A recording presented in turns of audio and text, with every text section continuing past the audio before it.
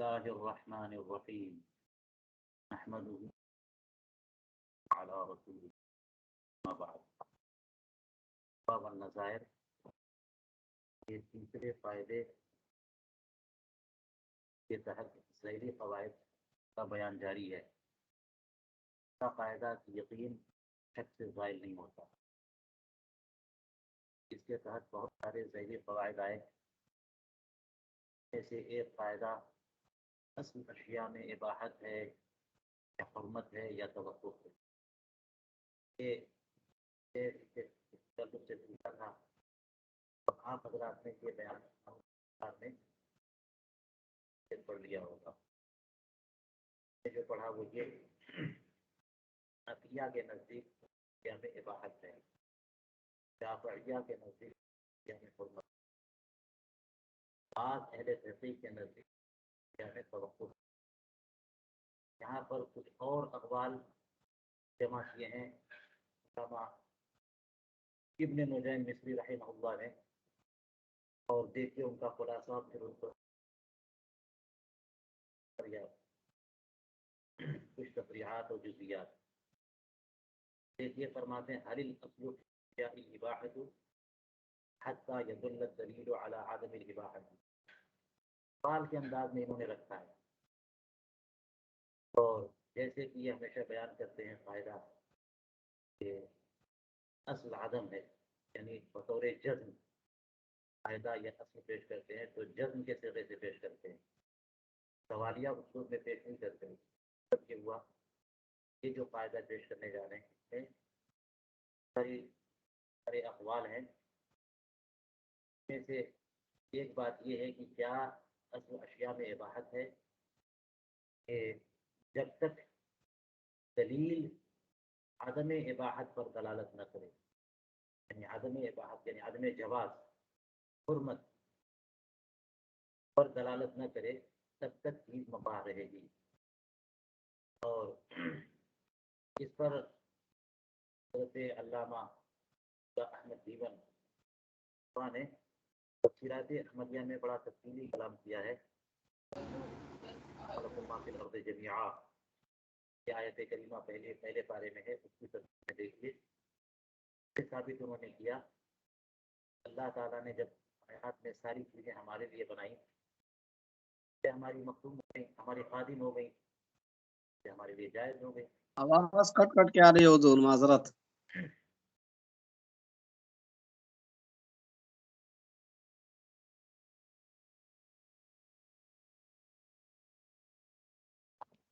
تو اللہ تعالیٰ نے جو فرمایا وَخَلَقْنَا لَكُم مَّا فِي الْأَرْضِ جَمِيعًا، زمین میں جو کچھ ہے ہم نے سب تمہارے لیے پیدا کی۔ جیون رحمہ اللہ نے تفسیرات احمدیہ میں اسی سے استدلال کرتے ہوئے حنفیہ کا موقف یہ بیان کیا کہ اصل اشیاء میں اباحت ہے۔ جب سب چیزیں ہمارے لیے پیدا کی گئی تو الگ الگ سے بتانے کی کیا ضرورت ہے کہ یہ تمہارے لیے جائز ہے، یہ تمہارے لیے جائز ہے۔ اب ہمیں صرف حاضر کا انتظار رہے گا، یعنی حرم کا۔ جب کوئی نص آ جائے کہ فلاں چیز حرام ہے تو وہ حرام ہے، ورنہ ساری چیزیں مباح ہیں۔ تو فرماتے ہیں کہ کیا چیزوں میں اصل اباحت ہے یہاں تک کہ کوئی دلیل دلالت کرے عدم اباحت پہ، وہ مذہب الشافعی رحمہ اللہ، یہ امام شافعی کا مذہب ہے۔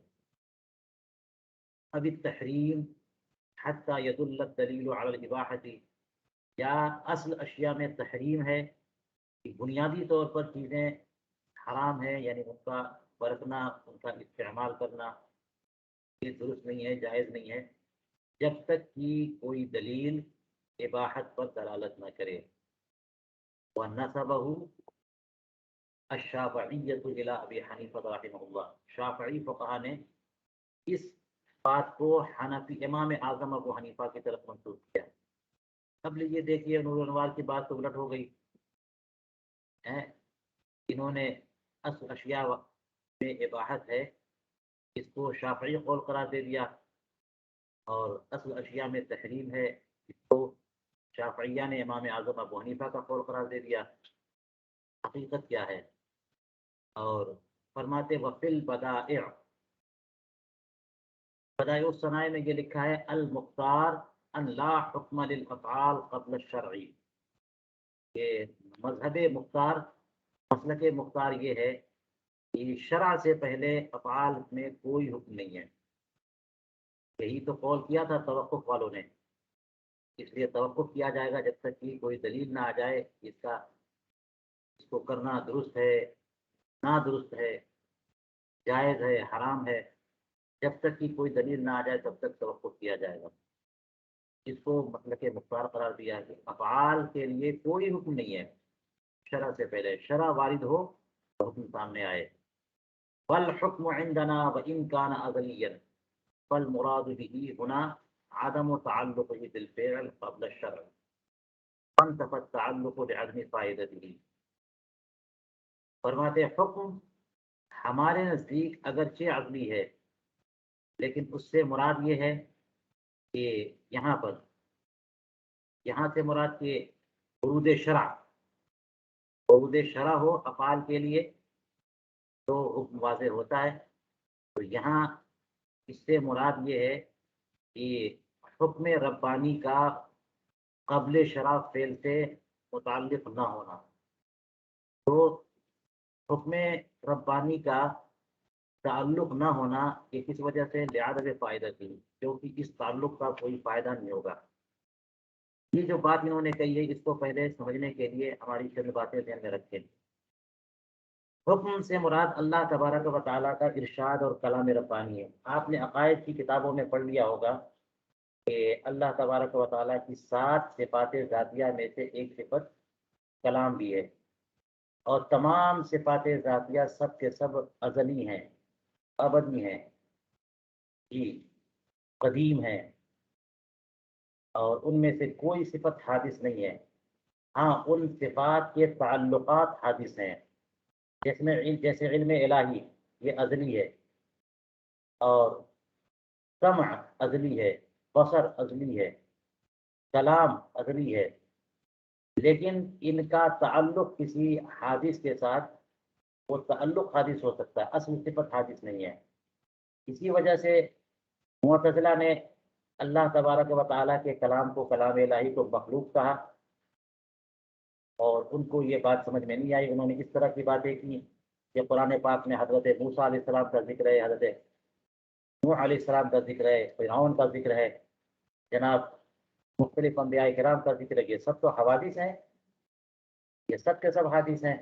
تو اللہ تعالیٰ کا کلام ان کے متعلق حادث سے بات کے متعلق ہے، تو تعلق حادث ہوا تو کلام حادث ہوا، اور کلام حادث نہ ہو تو مانا جائے گا کہ کلام اس سے پہلے ہے، اور جو چیز ہوئی نہیں اس سے پہلے وہ کلام یا تو کذب ہے اور یا پھر لغو ہے، بے فائدہ ہے۔ کس طرح کی باتیں معتزلہ نے کہیں، اور اسی کو سمجھنے کے لیے یہ بات سمجھنا چاہیے کہ اصل میں کلام جو ہے وہ کلام نفسی ہوتا ہے، یعنی جیسے آپ کوئی بات کہنا چاہتے ہیں تو آپ کے دل میں، دماغ میں وہ بات پہلے سے ہوتی ہے، لیکن جب سامنے والا آتا ہے تو آپ بول دیتے ہیں۔ زید آپ کے پاس آیا اور آپ نے اسے ڈانٹ دیا یا کوئی حکم دے دیا، لیکن جو حکم دینا چاہ رہے تھے وہ تو پہلے سے آپ کی پلاننگ تھی، تو کلام وہی ہے جو پہلے سے آپ کے پاس ہے۔ جب آپ نے کہا ہے تو اس وقت کہا جبکہ زید آ گیا، یہ ہوا تعلق، اور وہ ہوا کلام جو آپ کے دل یا دماغ میں پہلے سے ہے۔ یہ ایک تمثیل کے طور پہ میں نے پیش کیا۔ اللہ تبارک و تعالیٰ کا جو ارشاد ہے، جو اس کا کلام ہے، وہ ازلی ہے، ہمیشہ سے اس کے ساتھ ہے، ہمیشہ سے ہے۔ اللہ تبارک و تعالیٰ کی صفت کلام، لیکن جب موسیٰ علیہ السلام پیدا ہوئے اس وقت اس کا تعلق، اس صفت کلام کا تعلق حضرت موسیٰ علیہ السلام سے ہوا، تو تعلق نہ حادث ہوا یا کلام حادث ہوا؟ کلام تو پہلے سے ہے۔ اگر پہلے سے نہ ہو تو پھر وہ چیز آئی کہاں سے؟ پہلے سے کوئی چیز ہوتی ہے تب تو تعلق حادث ہوتا ہے۔ اس لیے فرماتے ہیں کہ حکم، یہاں پہ حکم سے مراد کلام الہی۔ تو اللہ جب یہ کہتے ہیں کہ شرع کا ورود، تو شرع کے ورود سے کیا مراد ہے؟ اللہ تعالیٰ کا ارشاد۔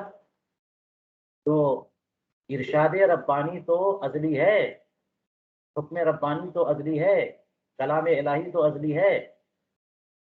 پھر یہ جو آپ نے کہہ دیا کہ یعنی بدائع کی عبارت میں یہ ورود شرع سے پہلے افعال میں کوئی حکم نہیں ہوتا. کیا مطلب اس کا؟ حضور کریم علیہ الصلوۃ والسلام دنیا میں تشریف لائے 570-71 میں ہجری عیسوی.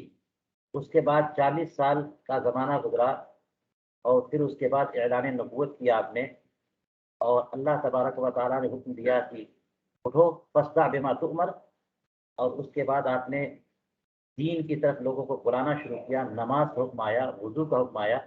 اب روز روز حکم آتا جا رہا ہے، تو یہی تو ورود شرع ہے. کسی خاص وقت میں ورود شرع خاص آیتیں آتی جا رہی ہیں. کوئی سال ہے، کوئی دن ہے، کوئی مہینہ ہے، کوئی وقت ہے.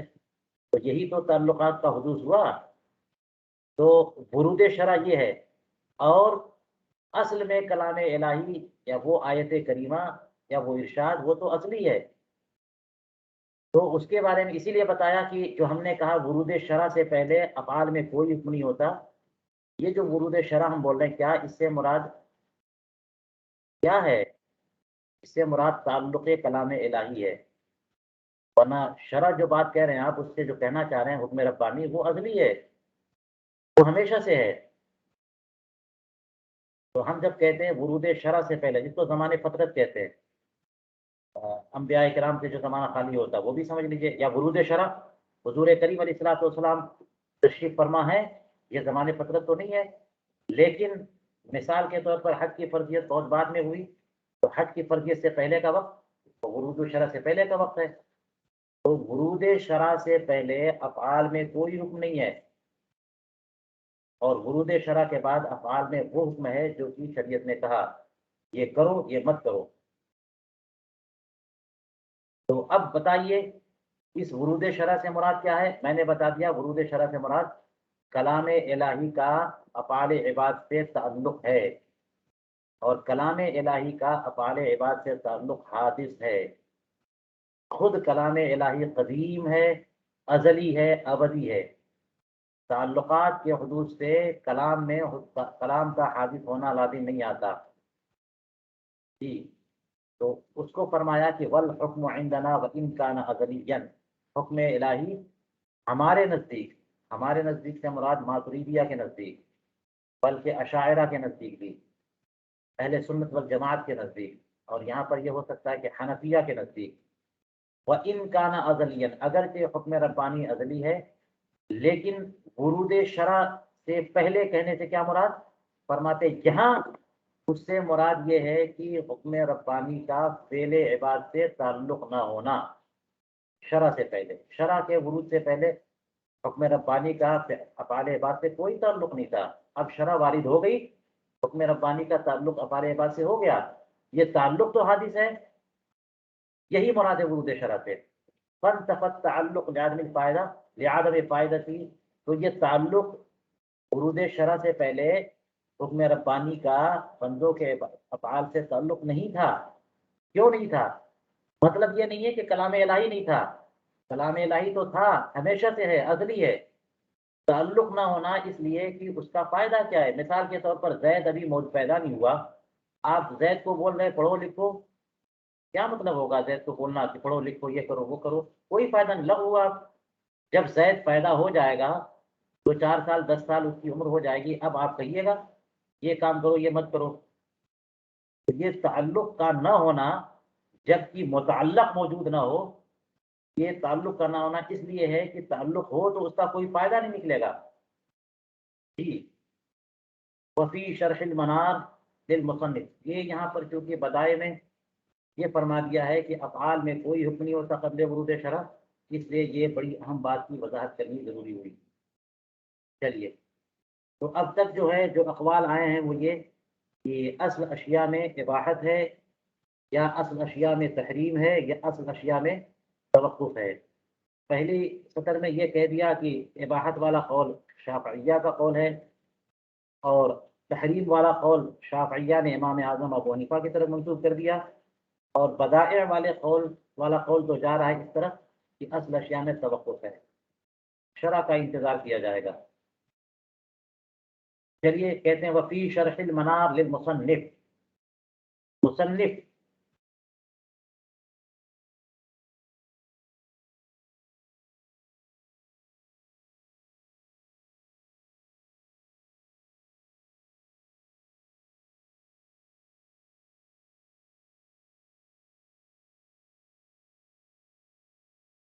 देखिए ये मुसन्निफ से मुराद खुद हैं, मुसन्निफ से मुराद फतहुल गफ्फार शरहुल मनार, ये किताब है इनकी, अल्लामा ज़ैनुद्दीन इब्न नुजैम मिस्री रहमहुल्लाह ने मनार की शरह लिखी। मनार आपको पता है ना कितनी अहम तरीन किताब है। हाँ, साहिब कंज़ुल दक़ाइक़ की किताब तसनीफ़ है ये उनकी, और ये अहम तरीन मतन मानी जाती है उसूल फ़िक़्ह की।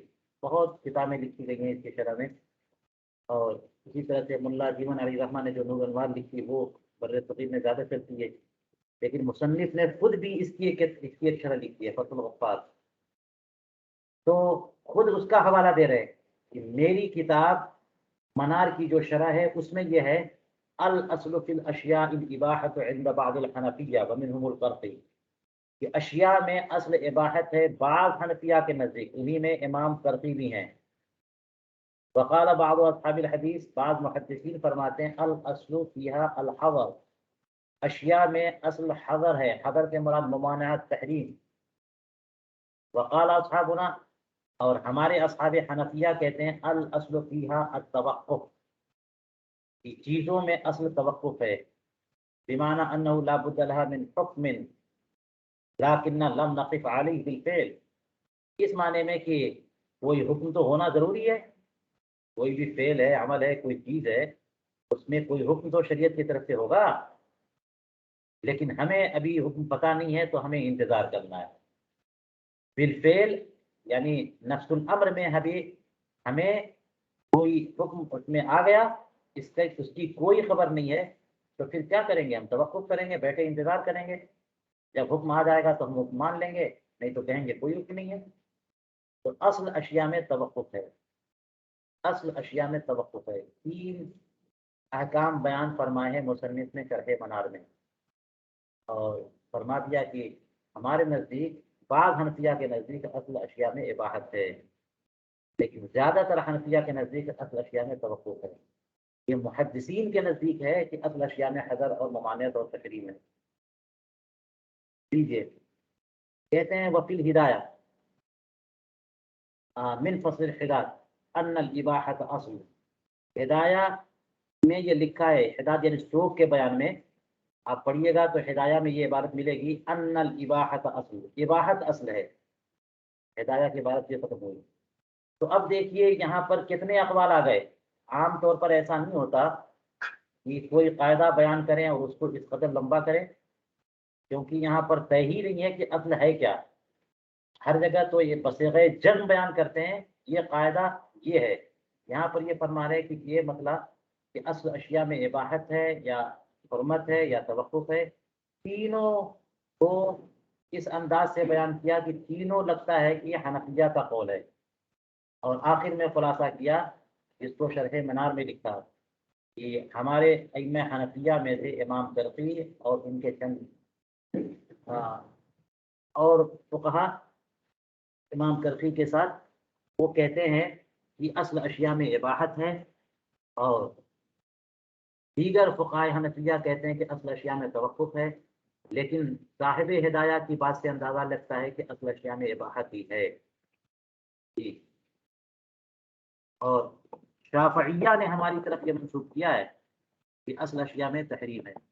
हमें नहीं पता वो कहाँ से हो सकता है कि उन 4-5 चीज़ों के बारे में हो, जिसके बारे में हम तफ़सील से बताएँगे कि 5 चीज़ों में असल तहरीम है।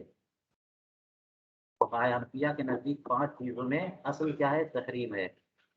नुफूस है, अराज़ है, अक़वाल है, फ़ुरूज है, हुँ, लुहूम है, जान हराम है, इज़्ज़तें हराम है, दूसरे के माल हराम है, फ़ुरूज हराम है, गोश्त हराम, 5 चीज़ें। इनमें असल तहरीम है, बाकी सब चीज़ों में असल इबाहत है। तो ये असलन हराम है, ये 5 चीज़ें असलन हराम हैं। दलील शरई चाहिए इनके जवाब के लिए। हो सकता है इस वजह से इन्होंने कह दिया हो, वरना हमारे नज़दीक असल अशिया में इबाहत है। ये बहुत सारे अक़वाल आ गए। फरमाते हैं आवाज वयज़ुर, कट रही है हुजूर।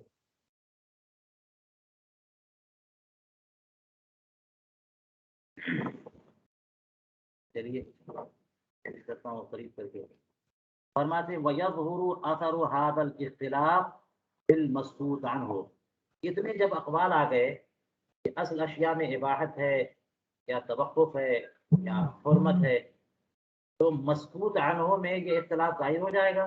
مسکوت عنہ یعنی جس کو شریعت نے بیان ہی نہیں کیا، شریعت نے کسی چیز کو، کوئی ایسی چیز ہے جسے بیان ہی نہیں کیا، تو اس میں یہ اختلاف واضح ہو جائے گا۔ جو لوگ یہ کہتے ہیں کہ اصل اشیاء میں اباحت ہے، وہ کہیں گے وہ مباح ہے، جائز ہے۔ جو لوگ یہ کہتے ہیں کہ اصل تحریم ہے، تو کہنے وہ حرام ہے۔ اور جو لوگ یہ کہتے ہیں کہ توقف ہے، تو پھر وہ کچھ نہیں کہیں گے، نہ جائز کہیں گے نہ حرام کہیں گے، بلکہ کہیں گے انکار کرو، خاموش رہو، توقف کرو۔ تو اس اختلاف کا اثر ظاہر ہوگا مسکوت عنہ میں۔ اب مثال کے طور پر بہت ساری ایسی چیزیں آپ کو ملیں گی کہ جس کا ذکر جو ہے شریعت نے نہیں کیا، یعنی اس کی تحریم اور اختلاف کے تعلق سے۔ جیسے رسول کریم علیہ الصلوۃ والسلام نے اشیاء خمسہ یا اشیاء ستہ کا ذکر کیا کہ اس میں برابر برابر بیچ لین دین کرو، اور جو زائد ہو وہ ربا ہے۔ لیکن وہ صرف 6 چیزوں کی لین دین نہیں ہوتی، ہزاروں ہزار چیزوں کی لین دین ہوتی ہے۔ تو باقی جو چیزیں ہیں وہ مسکوت عنہ ہیں، ان میں لین دین کرنا جو ہے وہ برابری کرنی ہوگی یا کم زائد کرنا ہوگا، کیا ہے، سود ہے نہیں ہے، فقہاء کرام نے اس کو واضح کیا۔ تو اس طرح سے کوئی بھی ایسی چیز جو مسکوت عنہ ہے، اس کا حکم کیا ہوگا؟ جس کی جو اصل ہے اس کے نزدیک حکم وہی ہوگا۔ جو فقہاء یہ فرماتے ہیں کہ اصل اباحت ہے، وہ کہیں گے مباح ہے، مباح ہے۔ جو کہیں گے اصل تحریم ہے، تو وہ کہیں گے حرام ہے۔ چلیے، آپ کو ابھی تک تو یہ بات معلوم ہو گئی کہ اصل اشیاء میں حرمت یہ کسی حنفی کا قول نہیں ہے، بلکہ شافعیہ نے امام اعظم ابو حنیفہ کی طرف منسوخ کیا۔ اب دیکھ لیجیے جتنے اقوال آئے، یہاں سے اقوال شروع ہوئے، تو اصل اشیاء میں اباحت ہے یا پھر تحریم ہے، تحریم والا قول کس کی طرف منسوخ ہے؟ امام ابو حنیفہ کی طرف۔ کس نے کیا؟ شافعیہ نے کیا۔ تو ہمیں نہیں ملا کہ اصل اشیاء میں حرمت والا قول امام ابو حنیفہ کا ہو یا فقہائے حنفیہ کا ہو۔ فقہائے حنفیہ کا جو قول ہے وہ یا تو یہ ہے اصل اشیاء میں اباحت ہے، یا پھر یہ کہ توقف ہے۔ اور زیادہ رجحان اس طرف جا رہا ہے کہ اصل اشیاء میں اباحت ہے، کیونکہ صاحب ہدایہ نے بھی یہ بات کہہ دی ہے، صراحت کر دی ہے، اور صاحب شرح منار علامہ ابن نجیم نے بھی اپنی شرح منار پہ یہ بات بیان کر دی ہے۔ اسی طرح سے بدائع نے جو بات کہی ہے وہ تو توقف کی طرف جا رہی ہے، لیکن تفسیرات احمدیہ میں اور نور انوار وغیرہ میں اس کو بڑی وضاحت کے ساتھ بیان کیا گیا ہے کہ حنفیہ کے نزدیک اصل اشیاء میں اباحت ہے۔ وَيَتَخَرَّجُ عَلَيْهَا مَا أَشْكَلَ حَالُهُ، جس کا حال مشکل ہو جائے اس کا حکم اسی پر متخرج اور متفرع ہوگا۔ یعنی مسکوت عنہ جس کے بارے میں شرع نے کچھ نہیں بیان کیا، اس کی حالت تو پریشان کن ہوگی اور مشکل ہو جائے گی کہ وہ چیز جو ہے محرمات میں سے ہے یا مباحات میں سے ہے، یا اس پہ توقف کیا جائے، کیا حکم ہوگا؟ دیکھ لیجیے، فرماتے فمنها الحیوان المشکل امرہ والنبات المجہول سمیتہ، ان میں سے وہ حیوان جس کا معاملہ مشکل ہو اور وہ پودا اس کی سمیت جو ہے وہ مجہول ہو، معلوم نہ ہو کہ وہ زہر آلود ہے کہ نہیں ہے، زہریلا پودا ہے کہ نہیں ہے۔ تو اب ان جانوروں کے بارے میں کیا حکم ہے، یا ایسے پودوں کے بارے میں؟ اب ایسا جانور، یعنی جانوروں کا تذکرہ تو قرآن و حدیث میں آ گیا، یہ جانور حلال ہیں اور یہ جانور جو ہے حرام ہے۔ رسول کریم علیہ السلام نے فرما دیا کہ ہر ذی ناب اور ہر ذی مخلب، ذی ناب سبا اور ذی مخلب طیور، یہ سب کے سب حرام ہیں۔ تو جو اس کیٹیگری میں آتے جائیں گے سب حرام ہو جائیں گے۔ چوپائے سب کے سب حلال ہیں، تو جو اس کیٹیگری میں آئیں گے سب حلال ہوں گے۔ لیکن کوئی ایسا جانور جو من وجہن ذی ناب مانا جاتا ہو اور من وجہن وہ چوپایا مانا جاتا ہو، اب اس کو کیا مانا جائے، کیا کہا جائے، وہ حلال ہے کہ حرام ہے؟ کوئی ایسا جانور ہے جس کا ذکر قرآن پاک میں نہیں ہے، جس کا ذکر حدیث پاک میں نہیں ہے، اس کو حلال مانا جائے، معقول اللحم مانا جائے یا غیر معقول اللحم مانا جائے؟ اس کی مثال آگے جیراف والی مثال آ رہی ہے۔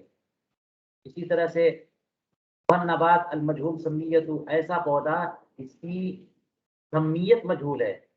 اب دیکھیے جو بھی زمین سے اگتے ہیں پودے وہ سب آپ کھائیے، ساگ بنائیے، کاٹیے، کھائیے، پھل کھائیے، لیکن ان میں سے کوئی ایسا پودا ہے کہ اگر آپ نے کھا لیا تو اس کا زہر آپ کو ہلاک کر دے گا۔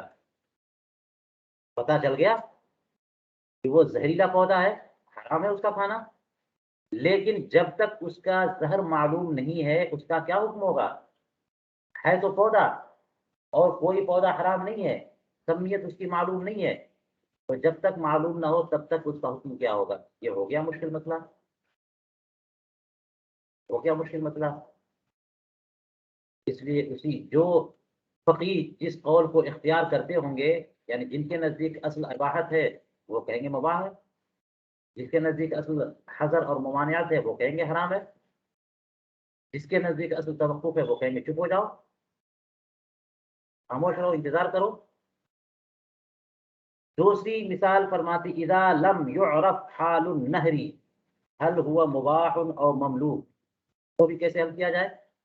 یہ بھی اس کی مشکل امور میں سے ہے کہ جب کسی نہر کا حال معلوم نہ ہو کہ وہ نہر مباح ہے یا مملوک ہے۔ دیکھیے نہریں جو جاری ہوتی ہیں عام طور پر گورنمنٹ کی طرف سے، یا پہلے قدرتی طور پر وہ نہر بہہ رہی ہے، فطری طور پر قدرتی طور پر، تو اب وہ تو مباح ہے، اس کا پانی استعمال کریے، اس میں تیراکی کریے، اس کے پانی سے غسل کریے، اپنی کھیتیوں کو سینچائی کریے، جو چاہیے کریے، تو وہ تو مباح ہوئی۔ لیکن کبھی کبھی ایسا ہوتا ہے کہ کوئی بندہ جو ہے نہر کی کھدائی کرتا ہے، نہر سوئز ہے، بڑی بڑی نہریں جو ہے نا، دو دو تین تین ملک مل کر کے اس کا جو ہے نا وہ کھدائی کرواتے ہیں، پانی بڑھاتے ہیں، تو جو لوگ شامل ہیں اس میں وہ مالک ہوئے اس کے۔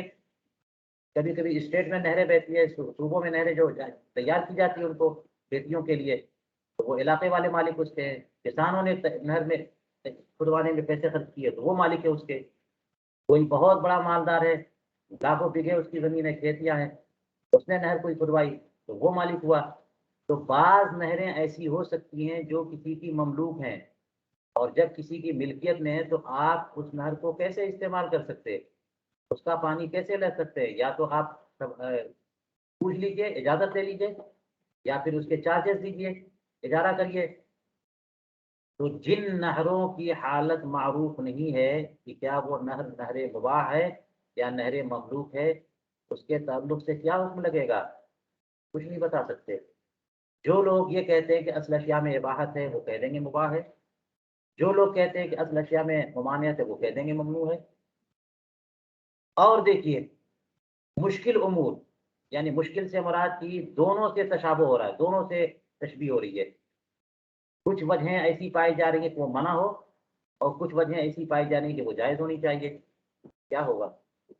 دیکھ لیجئے، لو دخل برجہ حمام وشک هل ہوا مباح او مملوک، اگر اس کی محراب میں کبوتری داخل ہو گئی، کبوتر حمامتن کی جمع حمام،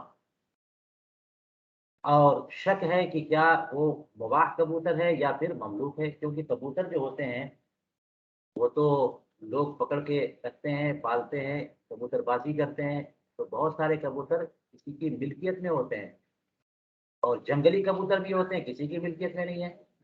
تو اب آپ کے گھر کے اندر کبوتر آ گئے، آپ اس کو کبوتر تو حلال ہے، اس کو پکڑ کر کے ذبح کر کے کھا سکتے ہیں نہیں کھا سکتے؟ یہ مسئلہ ہے۔ تو اس میں کیا حکم ہوگا؟ وہ کبوتر جو ہے معقول اللحم تو ہے، لیکن جو کبوتر آپ کے محراب میں، آپ کے گھر میں کارنش میں، گھر کے اندر کھڑکی کے اوپر جو ہے، اوپر یہ آپ کے برج میں کبوتر آ گیا، تو اب کیا کیا جائے گا؟ اور شک ہے کہ وہ مباح کبوتر ہے یا مملوک ہے، کا مسئلہ مشکل ہو جائے گا، توقف کیا جائے۔ ومنها، انہی میں سے مسئلۃ الزرافہ، یہ زرافہ سے مراد جو ہے نا وہ جیراف، ایک آپ اگر چڑیا گھر جائیں تو جیراف دیکھیے گا، اور جیرافی مراد ہے یہاں پہ زرافہ سے، کیونکہ اس کے تعلق سے معاملہ یہ ہے، یہ زرافہ جو ہے یہ حلال ہے کہ حرام ہے؟ زرافہ جو جیراف جانور ہے یہ حلال ہے، معقول اللحم ہے یا غیر معقول اللحم ہے؟ تو اس میں شافعیہ کا اور حنفیہ کا اختلاف ہے۔ معاملہ یہ ہے کہ آپ نے بہار شریعت وغیرہ میں یہ مسائل پڑھے ہوں گے، جیسے خچر کا مسئلہ ہے، گدھے اور گھوڑے کے ملاپ سے خچر پیدا ہوتا، بغل، تو اب خچر بغل جو ہے نا وہ بھی حرام ہے۔ اسی طرح سے ایک جانور حرام اور ایک جانور حلال ہیں، تو حرام جانور، حرام نر اور حلال مادہ، ان کے اختلاط سے جو بچہ پیدا ہوگا تو اس میں نسب، جانوروں میں چونکہ نسب جو ہے فیمیل سے یعنی مادہ سے چلتا ہے، تو اس لیے بکری اور کتے سے بچہ پیدا ہوا تو بکری، اور کتیا اور بکرے سے بچہ پیدا ہوا تو وہ کتا ہے، اس طرح سے مانا جاتا ہے۔ مگر اس میں یہ دیکھا جاتا ہے کہ اس کے اندر صفات کون سی ہیں، وہ بچہ جو پیدا ہوا وہ اپنی عادتوں اور اپنی فطرت کے اعتبار سے کتا ہے یا بکری ہے۔ اسی طرح سے اور بھی مثالیں لے لیجئے، تو اس کی مثالیں یا اس کی جزیات آپ کو بہار شریعت میں مل جائیں گے جی۔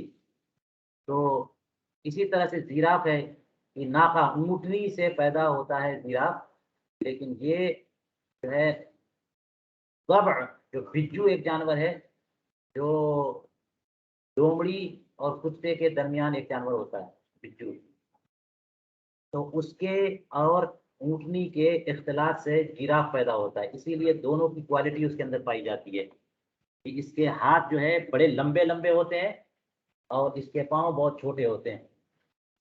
جیراف اسی کو کہتے ہیں، بہت لمبے اونٹ کی طرح اس کے پاؤں ہوتے ہیں، یعنی پاؤں کہہ رہا ہوں میں، جو سامنے کے یہ جو چار چوپائے جو ہوتے ہیں نا، ان کے سامنے والے دونوں ہاتھ مانے جاتے ہیں، پچھلے والے دونوں پاؤں مانے جاتے ہیں، تو سامنے والے جو دونوں ہیں وہ ہاتھ وہ بہت دراز ہوتے ہیں، لیکن پیچھے والے دونوں جو پاؤں ہیں وہ بہت شارٹ اور چھوٹے ہوتے ہیں، تو یہ ہے جیراف، دونوں کی کوالٹی آ گئی۔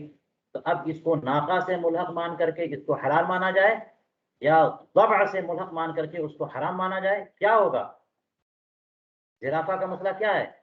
فرماتے فل مختار عندهم حل اکلها، ان لوگوں کے نزدیک اوپر ہے نا، فمذهب الشافعی رحمہ اللہ القائل بالاباحۃ الحل فی الکل، یہ جو تین چار مثالیں ابھی گزری ہیں، فرماتے ہیں کہ امام شافعی رحمہ اللہ کے نزدیک جو کہ اباحت کے قائل ہیں، ان تمام میں حلت ہے، لہذا جو حیوان جس کا معاملہ مشکل ہو گیا وہ بھی حلال ہے، اس کی جس پودے کی سمیت معروف نہیں ہے وہ بھی حلال ہے، جو نہر پتہ نہیں ہے کہ مملوک ہے یا غیر مملوک وہ بھی پاک جائز ہے، مباح ہے، اور جو کبوتری آپ کے گھر میں آ گئی وہ بھی حلال ہے، زرافہ کا گوشت یہ بھی حلال ہے، یہ سب لوگ سب کے بارے میں امام شافعی یہ فرماتے ہیں کہ سب کے سب حلال ہے جی۔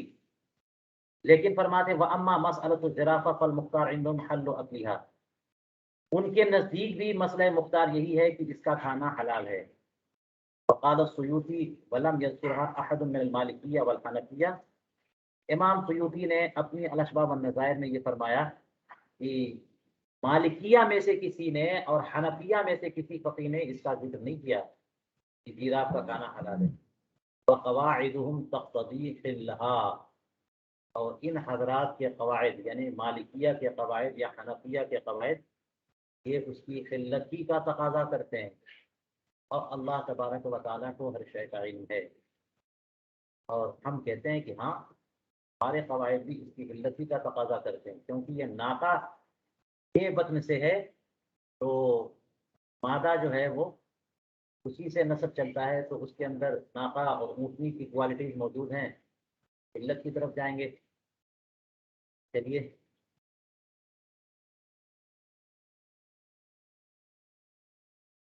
کتاب الاضحیہ میں بھی آپ کو اس کا بیان کچھ ملے گا۔